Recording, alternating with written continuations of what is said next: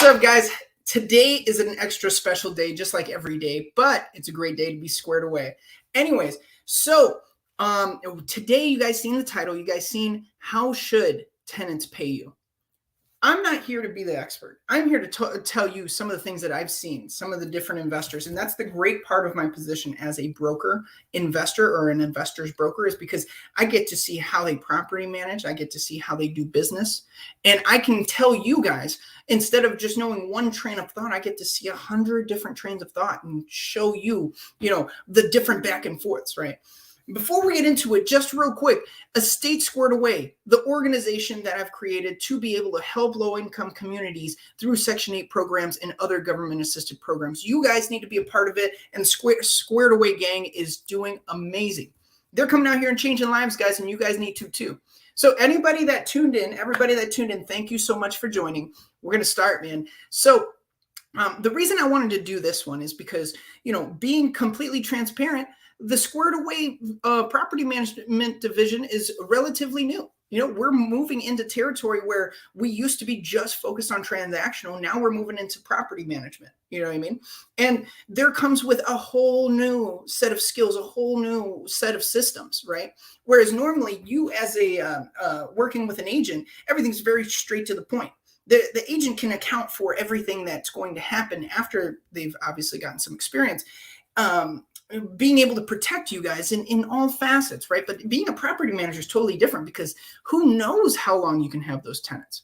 So this is what I found, right?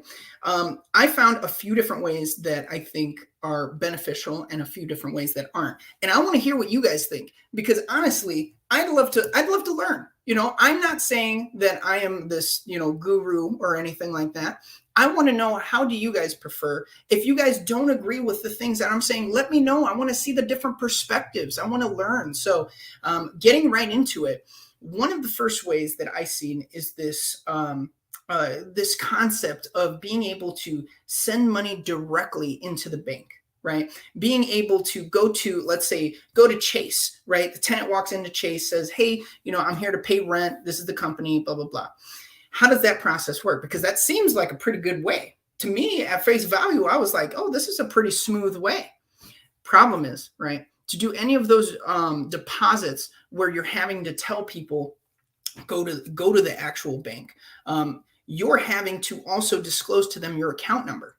That's dangerous. I mean, anybody can go to Home Depot and pick up a packet of checks and be like, all right, there's this account number that they gave me, probably on a lease. That's what I'm learning. A bunch of property companies, they'll put their business name and account number on it. In my personal opinion, I think that's too dangerous. Alternatively, I did find out that if you were to set something up like that, you can also just have the address of the business.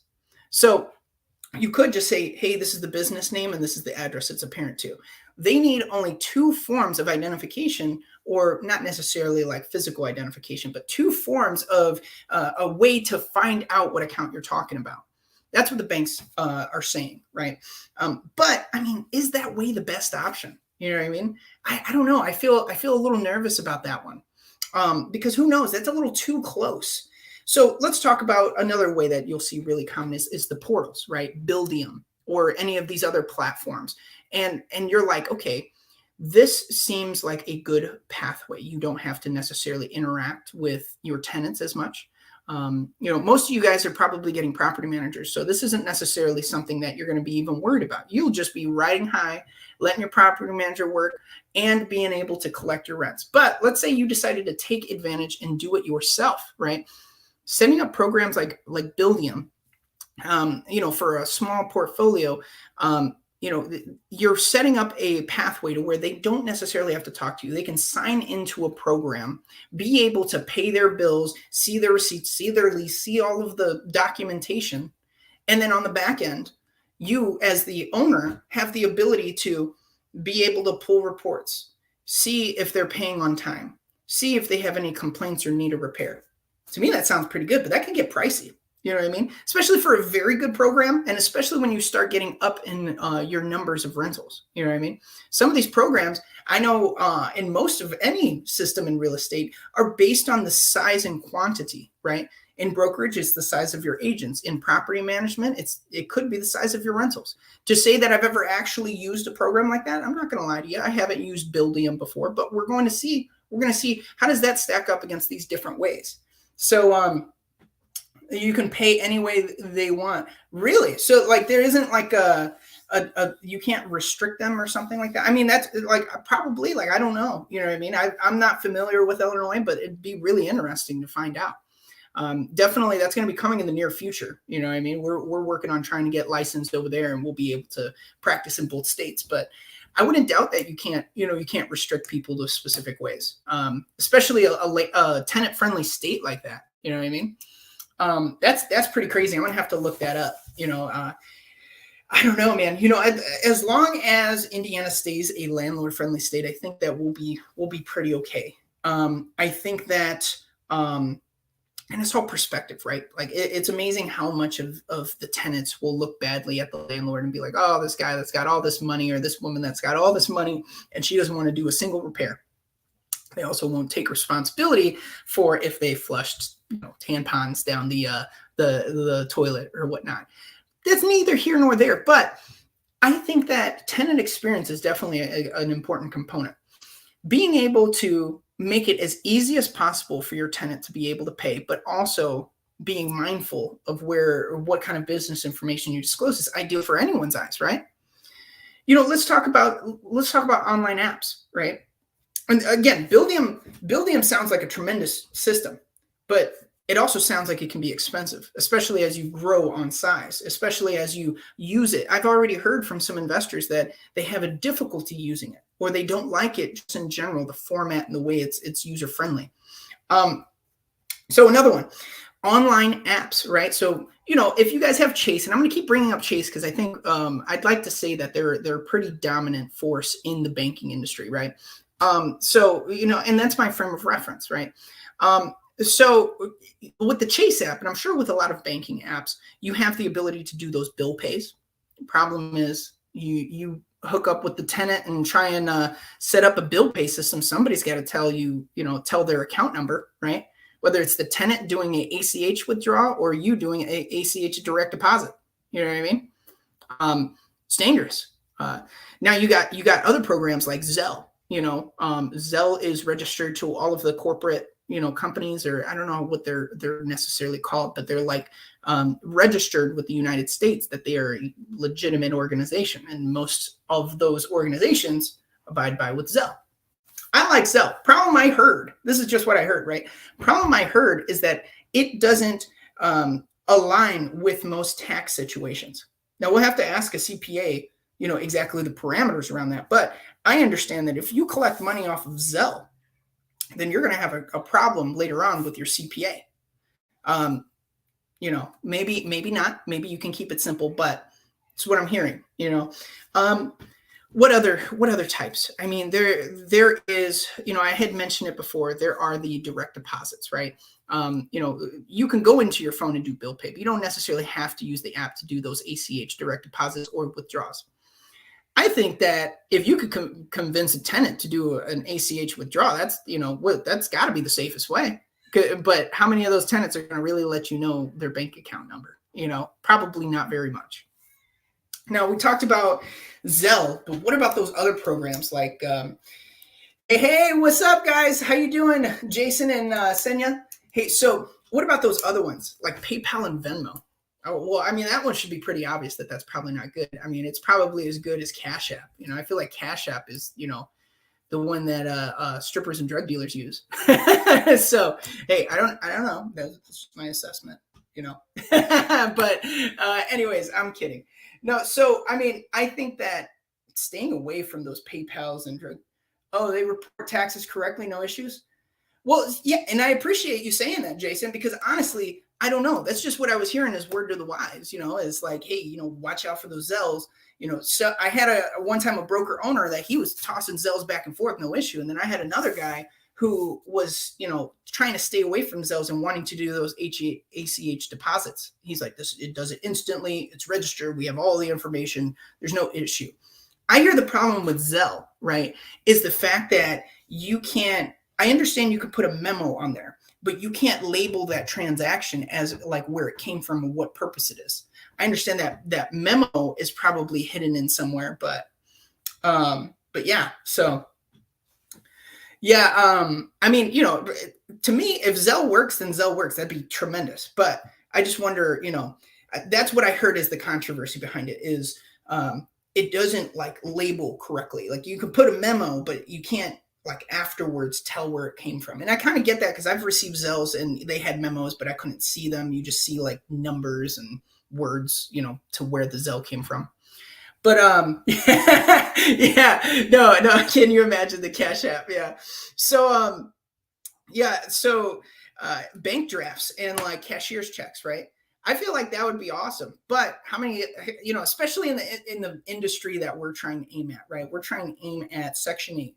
Who are the Section 8 people? Section 8 people aren't necessarily bad. You know what I mean? That's your fixed income people. Those are the people that they for sure are getting paid on a routine schedule, this amount. And that could be your veterans with military disabilities. That could be your retirees that are getting retirement funds and pensions and all of that jazz. That could be, a whole slew of people. And of course, we do see a lot of single moms, but there are a lot of single moms programs. So that would explain why, it's a fixed income. So, but the likelihood that you're going to get one of these people to create a cashier's check or create a bank draft in order to pay you is going to be slimmer and slimmer. It's going to be, I'm sure it's going to be difficult, you know what I mean, in general to get people to pay. But can you imagine that extra step? Unless you're doing high-end stuff, I don't really see people doing that, especially when the rent is, $850, $1,000 a month, maybe if it was like, in the city, $4,000, bank draft for sure. But and then they also talked about, and I'm referencing different blogs that I was reading about. This is where this comes from. Hey, what's up, Davis? How you guys doing? Jason, I just seen your message. So Dogecoin payments to the moon. Oh, are you talking about crypto? Is that crypto? I did a little bit of crypto. I did Shiba Inu, but I don't know if that's crypto. Anyways, I made like 350 on it. So it was when Elon Musk was promoting it. So, I hopped on the train, but anyways, so yeah, there are those different ways, but I think that it's a bit extreme. I think the safest way and the safest way, in my opinion, is using one of those platforms, one of those programs like Buildium, And no, that's hey, you know what? A funny story about the Dogecoin payments, right? Not talking about property management at all or tenants at all. Let's talk about transactions, right? There was a report about, and I need to talk about this in one of the episodes, but there was a report about a guy being able to sell a property for Bitcoins. Like he actually sold a house for crypto, like that was the trade-off. I mean, I would assume that was a good trade-off because maybe it was right before it hit, or maybe it was right when it went down to 10,000. I don't know. But would you guys recommend Venmo? I don't know. I just personally, I feel like it's just not professional. You know what I mean? Can you imagine telling a tenant like, yeah, hit me on Venmo? Like, we're going to be like, what? Yep, I'm definitely getting no repairs. No, I'm kidding. But I don't know. That's the way. Yeah, but I mean, hey, everybody's to each their own. Like everybody has their certain style, and I'm just teasing about the different ways, right? I personally think, if Zelle is a legitimate way, I think that's cool because to me, that's with the registered banks. That's a platform. You can do it instantly. Boom. Is it a little risky being able to give people some information directly to your bank account? Maybe, Personally, I like the programs, right? Buildium and stuff like that. But the controversy is, are you going to do that for only one unit that you have? Maybe it makes sense if you're doing like 20, 30 units, but, but yeah, I mean, I don't know. I would probably do it for one individual unit, and then that comes to the things to avoid, right? I read on a few blogs that it was saying, all right, then the number one thing you want to avoid are like personal checks, because how many people could cancel a personal check? How many people can forge? You might be even getting the check to your own bank account if you're doing that ACH payment. So, who knows what can go wrong with that? And that's kind of obvious. You know what I mean? I'm not saying anything that is like just amazing or like, inspiring or anything like that. It's common sense. You know what I mean? Probably not personal checks. Cash, so a lot of my frames of reference was back from when I was a landlord and back when I was a tenant, and I seen the differences between the people that were, I don't want to say slumlord, but the ones that weren't necessarily at this corporate level standard, and the ones that were like at that corporate level standard. And there's a different dynamic, you know what I mean? There's almost a different respect level, because when you're presenting yourself in this corporate dynamic, it almost, at least from a tenant's perspective, or, you don't play with that, you know what I mean? So, okay, maybe that program Buildium is the way to go, but it's hard to say for one unit.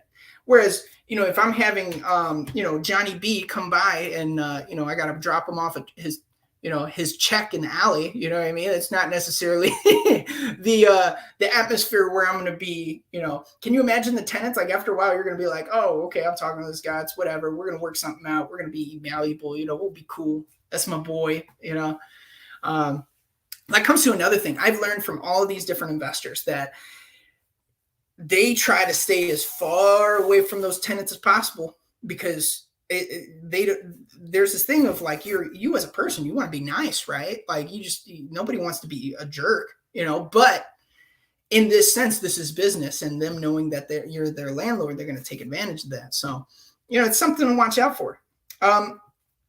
So cash, I don't know. I personally don't like cash. There are receipts. That's the old school way. Cash is king, all that jazz. Personally, I think like the big fault to that is I would imagine it loses respect, You got Zelle and 3 money orders the first of this month. Yeah, so you're doing the money orders. So the money orders isn't giving you a problem then, huh? Money order place is a mile away from the building.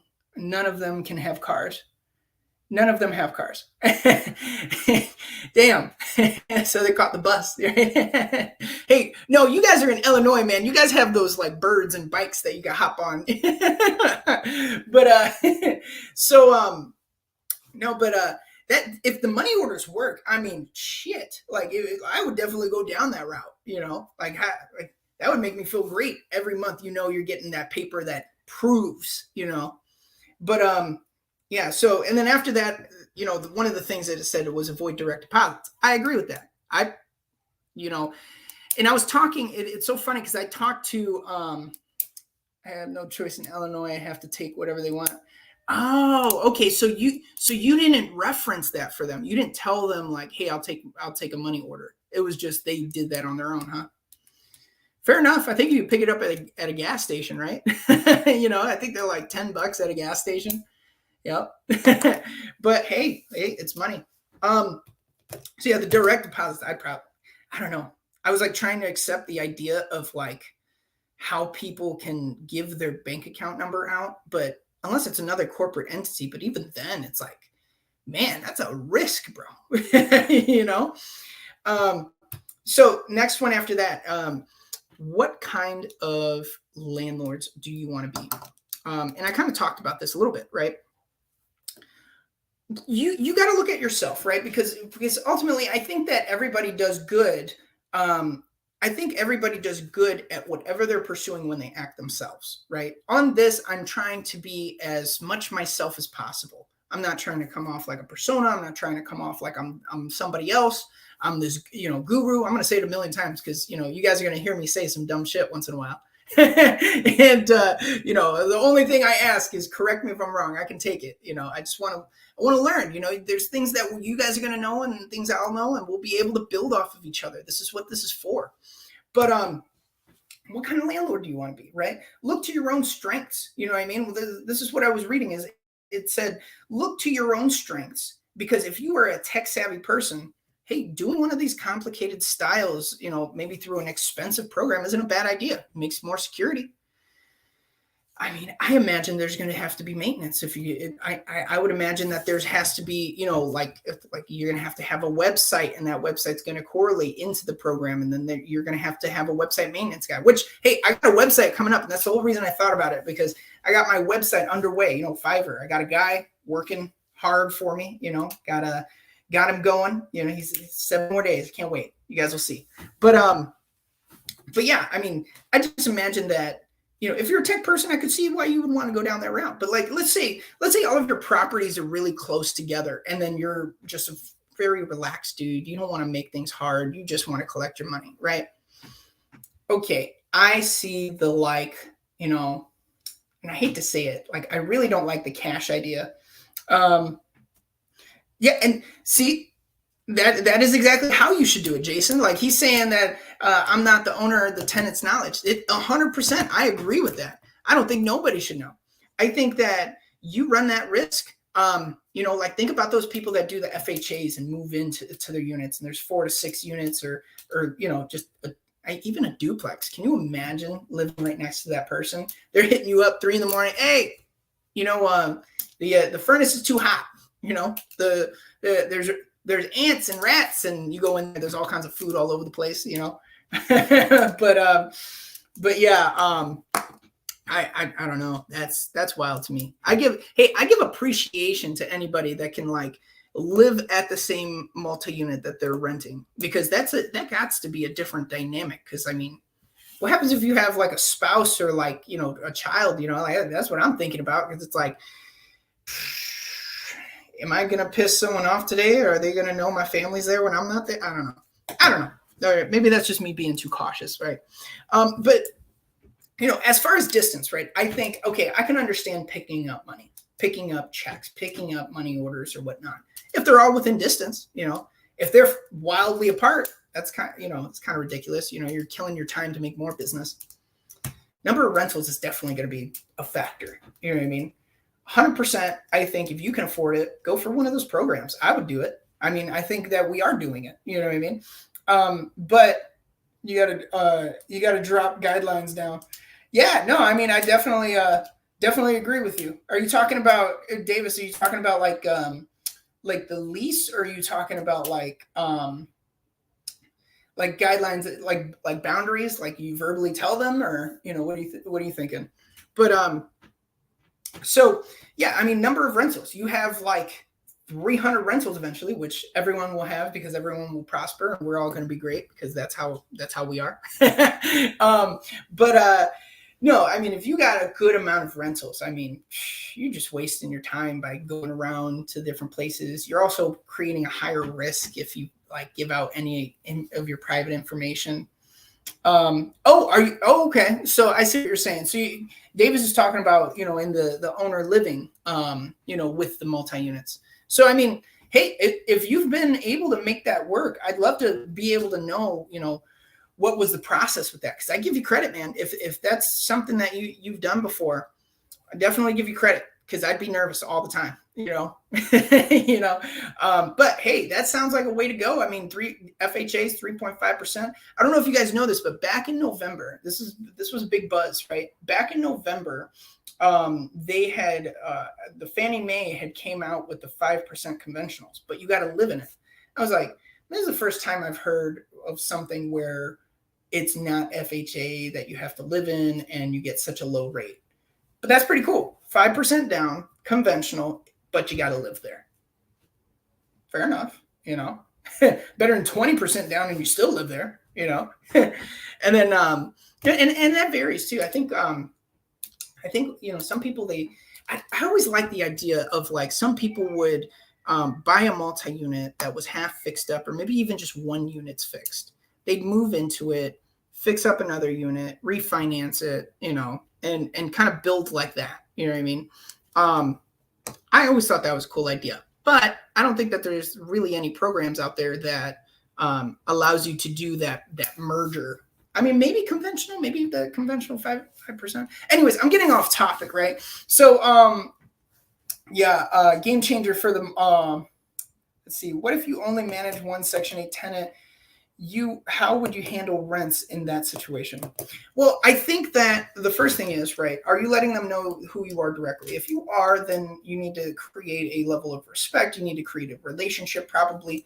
But I agree with you. You don't want to get too close, right? You want to get a position where you're able to work with them, but also be fair. You can reference the contract you have them sign and been like, look, I'll work with you, but here, kind of like what Davis was saying, right? You got to drop guidelines. That's what I would recommend. I think if you have one unit that you got Section 8 for, and ultimately those people, they know that they're also kind of on, for lack of a better term, on a leash, what I mean? Because at any time you could get pissed off and be like, hey, housing authority, they're not doing their job. Yeah, they might have you prove something, but you're the landlord, you're the owner.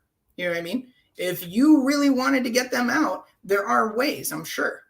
And you could put another Section 8 tenant in there. I mean, I also subscribe to the idea, I used to rent from a big corporation, and I always loved the idea, right? This never happened to me, right? Thank God. But the way that they would do things is that they would put a 10-day notice and they would strap it to the doors, right?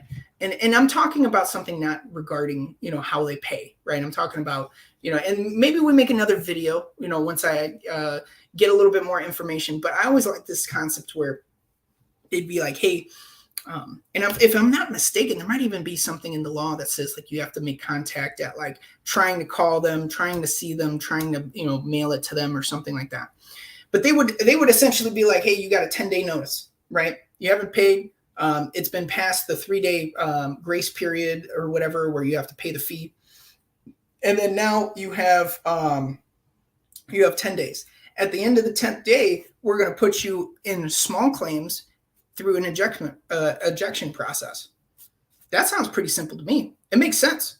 If they owe you, a smaller amount, like $800, $900, that should, I don't know what the minimum for small claims. I guess that's going to be depending on where you're at.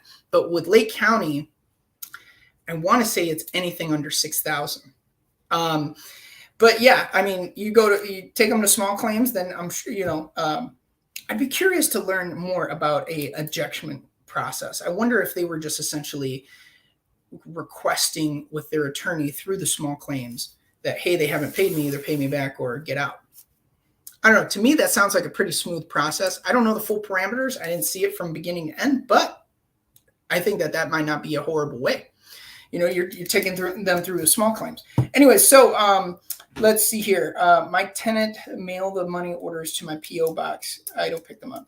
So you know what? I had trouble with the P.O. boxes before because, for example, most banks don't allow you to have your business account with a P.O. box or with even I had trouble with trying to get one tied to UPS address. You know what I mean? They give you an actual address, and I don't know. That's another thing. Because I'll tell you what, if they would have let me tie, this the address for the UPS to my business bank account, I'll tell you what, I would definitely be having tenants go into the bank account and pay, because who cares if they know the address is the business, address, right?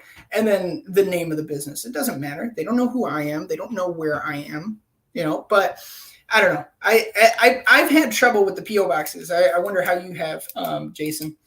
But what are your guys' thoughts? I mean, tell me your opinions. Feel free to talk. How do you guys feel is the proper way? You know what I mean? I think, that's my thoughts. I think if it was my personal opinion, definitely program. But if you only have one, create the relationship, create the respect, put the boundaries, like Davis said, set guidelines and push it from there. I think that's probably the most similar comparison right there is being able to drop guidelines. Jason, I'm sure I'm almost 100. I know you have a few different tenants, so that makes sense why you would put it through a system, right? But Davis is directly in it. It sounds like, so, that's probably the way that I would do it. If I only have one tenant, create that relationship, but also have the respect, that's my opinion. I think, you know what, actually, so on a side note, this might be completely outside of the conversation, but yesterday we talked about the buyer brokers agreement, and I totally forgot to talk about the wholesaling. I even mentioned it a little bit in the video, but then I forgot to actually say it.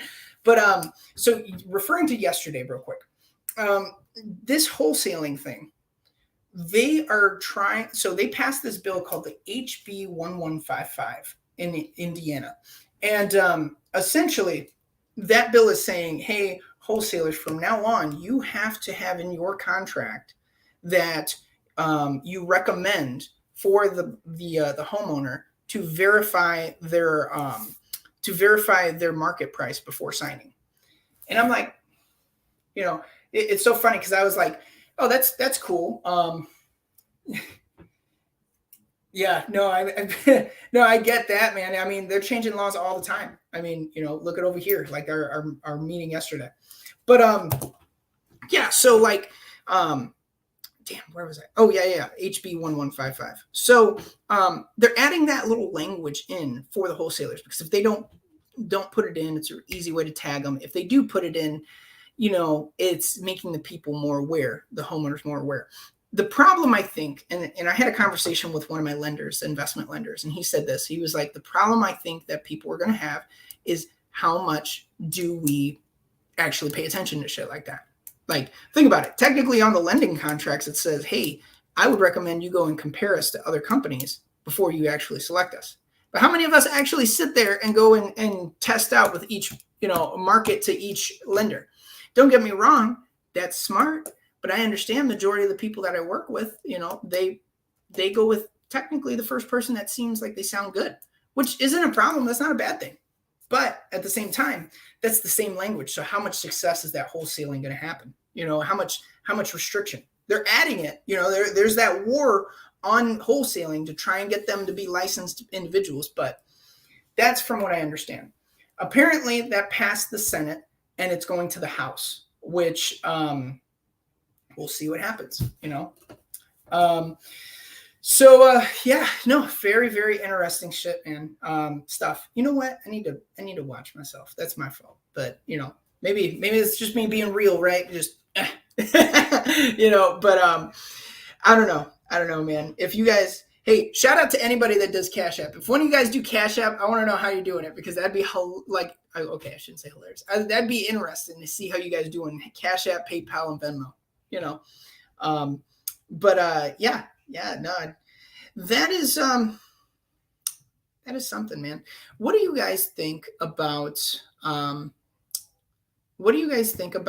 people transitioning over to Indiana? I mean, like, I was thinking about this the other day. You're having this dynamic of, landlord friendly states. It seems like a lot of tenants are coming from Illinois over to Indiana, but then there's going to be this different dynamic for them. I mean, that's part of the factor you're going to have to think about when you're renting to these people. Are they coming from Illinois? Are these, those are different styles of people. You know what I mean? Those are different tenants. You know what I mean? Not to say that their money is any different. You know what I mean? But, the people that are from Indiana, the people that are, into the, community and understanding the rhythm of things, there's going to be this different dynamic coming from Illinois. I'm just curious of how that's if that's going to affect it at all. Maybe it doesn't affect it at all, but it's just interesting nevertheless. So yeah, it's interesting. It's interesting to see things develop. We're growing every day. I think that, hey, did you guys see the chat? We got our boy, David. David, if you see this video, man, we got to do the video. Everybody wants to see it. David is a CPA. I seen him join, and he's one of my clients. Super cool guy, super knowledgeable, and he's been an investor for a little bit now. So, definitely going to be interesting to see a conversation with him. Yeah. So, do you guys have anything else that you want to ask or say? Because I was hoping that maybe we could get up to 5-6 people today and get a conversation going. I know we haven't really done that before, but, we will see, right? If not, we'll get back to tomorrow. I want to learn more specifics about, obviously that buyer broker agreement and how that's going to affect things. I want to get us more information, maybe even talk directly with a successful property man. How cool would it be if we got Vicky on here? Vicky and Kurt. That's what I should work on. I'm going to work on that. I'm going to try and get them to do this live stream with me. Boom.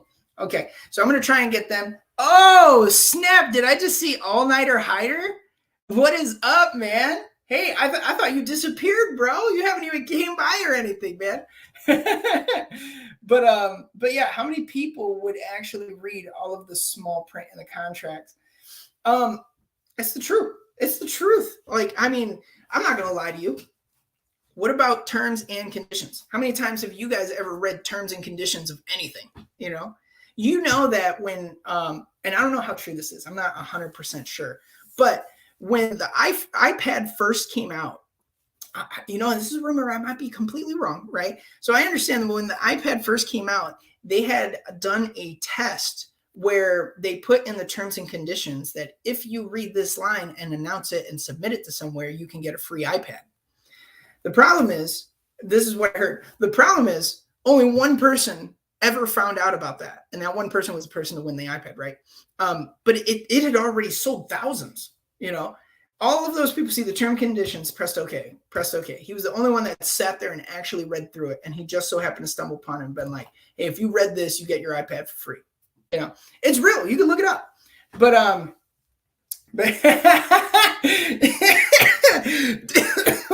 damn, Davis, you're gonna kill me, man. He said, never read, just sign and pray. Oh man, he said the only protection I need. No, but it's something, man. I'm at fault to it. I can definitely acknowledge that. I'll acknowledge every single fault. I know, there's been some times I did some dumbass shit. I'm not gonna lie, but that's where you learn from your mistakes, right? Really. No, that's good. All Nighter Hider. Hey, if you're actually sitting there and reading through it, I think that's super good. I think what I notice is that you got to be kind of alone. You got to, take that paperwork and be like, all right, I'm going to read over it and look through it. Because if you're in front of someone and you're in front of a group of people, they're going to hurry up and sign it, and then they're going to start peer pressuring you, like looking at you, waiting. But you just cracked me up with that sign and pray thing. No, this is awesome. So yeah, man, I think I'm going to start having like slideshows in these, and I wanted your guys' opinion on creating, this idea for Discord. I wanted to have like, monthly trainings, but they don't have to be with me. You know what I mean? I'm not like, this all-knowing person, but I'll bring people in. How cool would that be? I've already had a couple people, but I want to create a theme around that where we're training and we're going and doing things, and the events are still in the work, and then boom, boom, boom, boom, boom, boom, boom. But I give you credit, All Nighter Hider. I definitely do. If you read through everything, I'm not gonna lie. As soon as I start getting bored, I remember I got a document the other day. It was for an offer from a bank, right? And I'm like, all right, cool. We got an offer from a bank, and I open it up, and it says 48 pages. I'm like, bro, what? Like, look, I sent you an offer first. You say you copy that offer and send it back to me, and it's 48 pages. Mine was 8. What did you put in there? Like, but no, it's definitely something, man. Every day is a new day. I'm curious. Hey, All Nighter Hider, how is the Fiveplex coming along? Do you want to weigh in on that at all? I'd be curious to see. So, he's, for those of you that don't know, he is over in Gary right now. He's from San Francisco, and he's part of the Squared Away community, part of us that had the event, part of Mike's following, and he's with his partners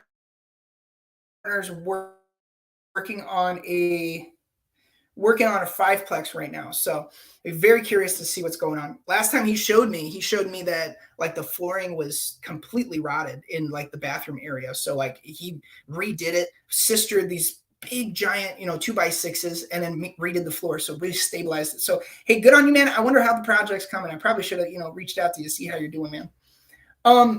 So let's see here. Yeah, no, Facebook did this thing where they were like, it's very similar to the iPad thing, where they were like, this is not susceptible to a zombie apocalypse or something stupid. You know what I mean? It was just like nonsense written in the terms and conditions, and it never upset anyone. It never bothered anyone. Nobody read it, but I don't know. It's just funny. Anyways, we all know the potential problems with choosing one of these weird ways to pay for rents, right?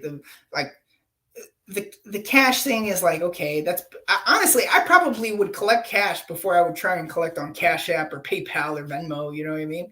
Maybe Venmo. I mean, I hear that Venmo is a little bit more secure, but I don't know. I feel like I've been hacked on PayPal a couple of times, and I'm like, thank God they didn't get shit. Can you imagine? You're this super secret, super smart hacker, and you're breaking into a 15-year-old's PayPal, and you didn't find shit. But I don't know, man. I was like, shit, let me join you. So the fiveplex is going well. I keep finding things I need to fix before I turn these units over. It's in San Diego too. It's San Diego too. Oh, I said San Francisco. My bad. San Diego. Yeah, I spent some time in San Diego when I was in the military. I was in the Marine Corps, and out there is where the boot camp is. But we would always hang out outside, after the graduation and stuff. Just knowing the difference between the slang we speak and the legal lease, that actually important. You can save your bacon. Yeah, I mean, what was it? Were you the one that told me that there was a difference between the term lawful and legal? There was like a difference in that wording. I think you said, you're like, there can be things that are lawful but not legal. I don't know. To me, that sounds like ethics, right? And I think that might even be what you said. Don't let me get you started on code of ethics and stuff like that for most of these real estate professionals. I mean, it's ridiculous. You can break them at the drop of a hat. That's why they're trying to do that to the wholesalers and make them get a license, because as soon as they get a license, it'll be, you're going to see a huge drop in wholesalers, because it's extremely difficult. I mean, I've done wholesaling a few times, and I understand that to be able to do wholesaling, you have to walk this tightrope to be able to do it ethically and correctly. And you step out of that at any time, boom, tag, especially if you got people watching you. Like, you better be good at relationships and making friends, because you got anybody that doesn't like you, it'll be real easy for them. So like we talked about, right? We said online payments. We said, online app, ACH. Which one's the best? I mean, I probably would choose a platform. Would you choose a platform on just one unit though? I mean, it depends, right? It depends. Is it a wash? Like, I feel like those platforms, I haven't even looked up. You know what? Let me do that real quick. How much are these type of platforms like Buildium?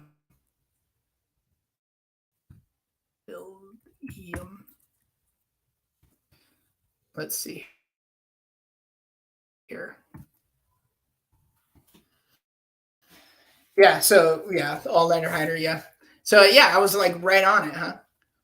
All right, pricing. Let's see here. Oh, so it's not that bad. I mean, I expected it to be worse. Some of these programs out here, they're like, yeah, it's only $2,000 a month. What? I don't know.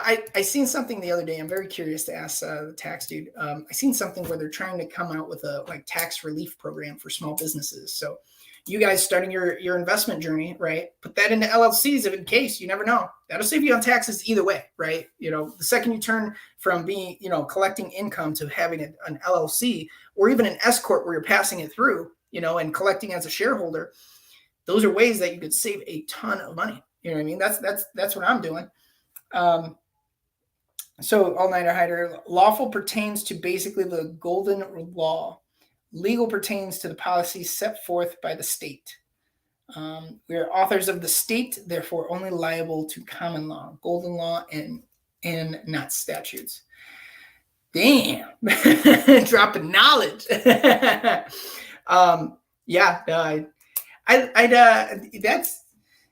That's some stuff, man. I feel like it'd be cool to have, we need to get a lawyer on here. That's what we need. That too. That's what I'll work on too. I got my boy Harris. Harris, you see this video, man? Let's do the video. He's young, killing it. He's like 27 years old, licensed to practice law in 2 states, Illinois and Indiana. He even has his own law firms. Dude, you're killing it, bro.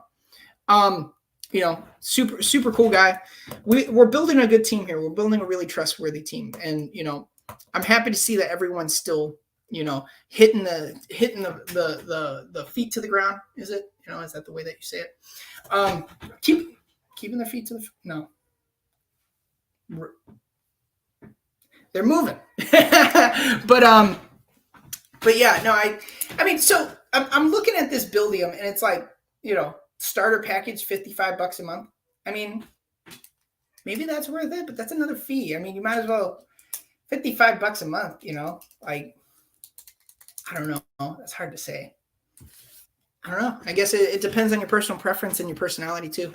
I think that, some people are very, very bold. Some people are very, private, so it's a lot of stuff, Next time on this video, I think what I'm going to do is I'm going to try and have a load up, and I'm trying to have like a rubric.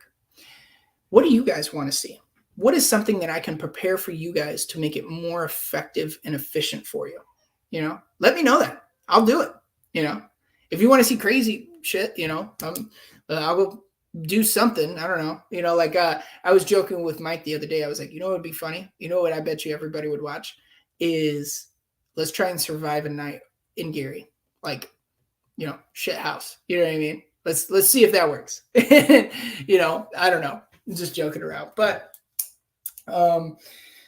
yeah, man, I'll tell you what, I love talking to you guys every day. I feel like this is a collab. I feel like you guys are always, ready to learn, ready to build, you know what I mean? And ultimately I'm learning with you guys, and I'm always going to keep that transparent. So that way, when 5-10 years down the line, then I'm going to be, hopefully, I feel like I'm cool enough to act like I know something. And then we'll be able to look at each other and be like, damn, you got 200 units or 1,000 units, blah, blah, blah. But anyways, I thank you guys so much for tuning in. We're going to end up cutting it now. Thank you so much. I'm going to have a schedule coming up for you guys. So hopefully some useful people will join us, and we'll have some great videos on agent office hours. All right. Hey, it's always a great day to be squared away. But, oh yeah. Oh, Ryan, I totally forgot. I'm over here saying like, it'd be cool as a night in Gary, and I forget Ryan, all-nighter hider is staying up there for like 2 weeks. I guess it's not as cool now, All right, guys. See you later.